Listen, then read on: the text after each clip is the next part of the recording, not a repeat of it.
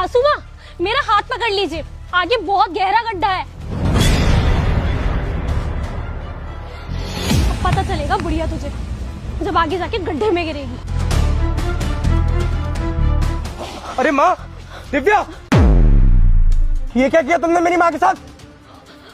अरे मम्मी, आप यहाँ कैसे आई? प्रिंस, तुम यहाँ कैसे? मैं यहाँ पे कैसे?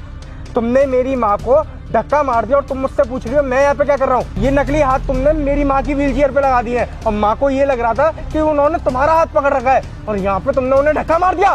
नहीं प्रिंस, तुम गलत समझ रहे हो। मैं ऐसा क्यों करूंगी भला? बल्कि मेरी तो नजर नहीं थी उस वक्त। माँ की व्हीलचेयर पता नहीं कैसे आगे गिर गई।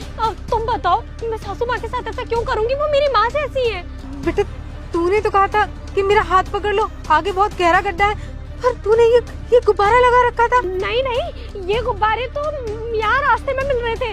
तो हमारे घर के नीचे जो किराएदार के बच्चे रहते हैं ना, वो बहुत टाइम से मुझसे कह रहे थे कि आपने काफी टाइम से हमें कोई गिफ्ट नहीं दिया है आंटी, इसलिए मैं उनके लिए ये लेकर आई थी। तो मैंने यहाँ लगा दिए थे, जिससे कि हाथ में पकड़ के कहाँ घूमूंगी। और मैंने इनको मेरा हाथ पकड़ने के लिए कहा और इन्होंने शायद गलती से इस गुब्बारे को पकड़ लिया और इसीलिए ये मेरे हाथ से स्लिप होके चली गई। दिव्या, अपनी फालतू की बकवास ना बंद करो।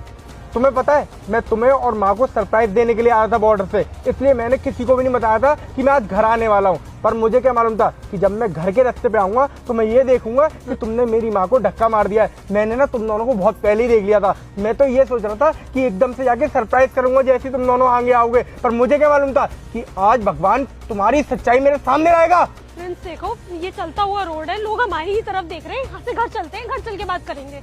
कोई बात नहीं होगी और ना मैं अब तुमको अपने घर पे लेके जाऊंगा।